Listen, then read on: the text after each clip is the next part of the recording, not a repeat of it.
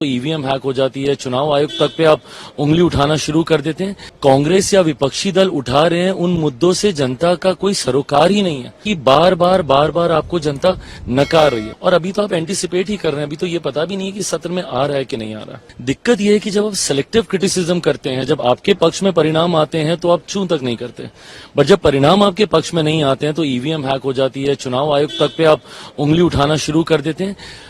हकीकत है आपको आत्ममंथन करने की जरूरत है। जिन मुद्दों को कांग्रेस या विपक्षी दल उठा रहे हैं उन मुद्दों से जनता का कोई सरोकार ही नहीं है।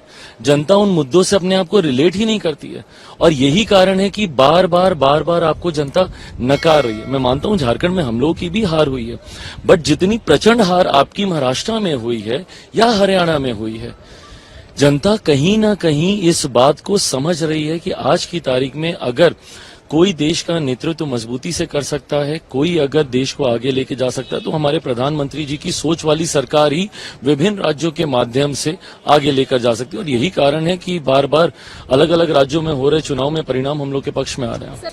पहले तो आप खुद ही मांग करते हैं कि भाई कमेटी में भेजा जाए। जब कमेटी में भेजा जाता है उसके बाद अगर इस तरीके से अब आपको उस पर भी भरोसा नहीं तो समझ के परे है कि फिर आप किस चीज पे आप भरोसा करेंगे। कमेटी में आपको पूरा समय मिला अपनी बातों को रखने का और अभी तो आप एंटीसिपेट ही कर रहे हैं, अभी तो ये पता भी नहीं है कि सत्र में आ रहा है कि नहीं आ रहा।